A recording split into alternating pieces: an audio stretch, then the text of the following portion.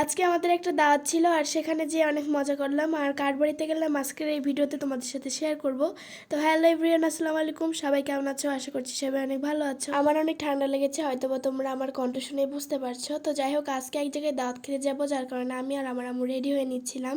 আজকে আমরা একটা প্রিয় মানুষের বাসায় দাওয়াত খেতে যাব। তোমরা যদি পুরো ভিডিওটা দেখো তাহলে বুঝতে পারবে যে আসলে কার বাড়িতে যাচ্ছি। তো যাই হোক, রেডি হয়ে বসে আছি, কিন্তু রেডি হয়ে বসে থেকে কোনোই লাভ হয়নি, কারণ আধা ঘন্টার মতো আবার বৃষ্টি হয়েছে, যার কারণে আমাদের যেতে একটু লেট হয়ে গেছে। তোমরা দেখতেই পাচ্ছ যে বাইরের আবহাওয়াটা কত খারাপ। অনেকক্ষণ বসে থাকার পরে একটু বৃষ্টি ছেড়েছে, তো আমরা বের হয়ে পড়লাম, এখন যাব।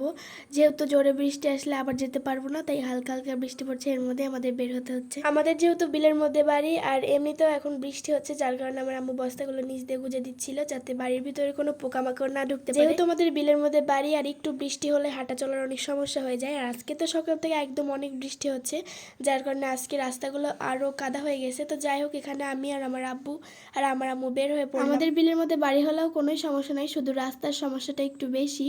তো এখানে তোমাদের সাথে কথা বলতে বলতে আমরা ভ্যানের জন্য রাস্তায় চলে এসেছি। তো আমরা ভ্যান পেয়ে গেছি, এখন আমরা রাস্তা দেখতে দেখতে চলে যাব মিষ্টির দোকানে। তো মিষ্টির দোকানে চলে এসে আমার আব্বু দেখছিল যে কোন মিষ্টি আসলে নেবে। এখানে অনেক রকমেরই মিষ্টি ছিল, তো সবগুলো মিষ্টির দাম এক এক করে বলতেছিল দোকানদার। তো এখান থেকে আমার আব্বুর একটা মিষ্টি পছন্দ হয়, যার কারণে সেগুলো মিষ্টি নিয়ে নিচ্ছিল। তো আসলে আজকে আমরা যাদের বাসায় যাচ্ছি তাদেরকে তোমরা খুব ভালো করে চিনো, তাদের বাসায় গেলে হয়তো বা তোমরা দেখলে বুঝতে পারবে। তো এখানে মিষ্টিগুলো এক এক করে প্যাকেটের মধ্যে দিয়ে দিচ্ছিল, আর আমাদের কিন্তু মিষ্টি নেওয়া শেষ। দেখো মিষ্টিগুলো কিন্তু অনেক সুন্দর।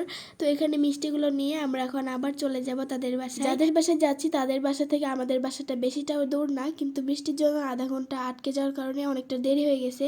তো আবার রাস্তা দেখতে দেখতে আমরা চলে আসলাম তাদের বাসায়। তারা থাকে 4 তলায়।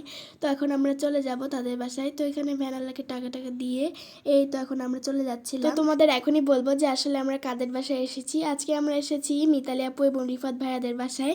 তো তাদের বাসায় এসে মৌ আপু এবং মতিউর ভাইয়াদের সাথে দেখা করলাম। তারা অনেক ভালো মনের মানুষ, তাদের সাথে আজকে অনেক আনন্দ করেছি এবং অনেক মজাও করেছি। তো যাই হোক, আমার আব্বু মিষ্টিটা ধরাই দিল, আর দেখো সবাই মিলে এক জায়গায় হয়েছে, অনেকটাই মজা লাগছিল আমাদের। মিতালি আপুদের রান্নাঘরের এখানে একটা জানালা ছিল, সেখান দিয়ে একটু পরপর এমন হাওয়া আসছিল, মানে অনেক সুন্দর ভিউ।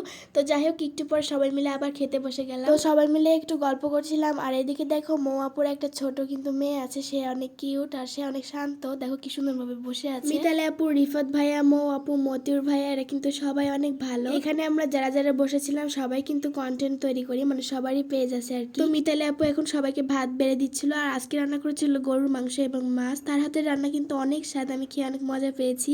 তো এখানে এখন আমরা চলে আসলাম ছাদে, এখানে সবাই ভিডিও বানাচ্ছিলাম আর অনেক মজা করছিলাম, আর ছাদের ভিউটা এত সুন্দর।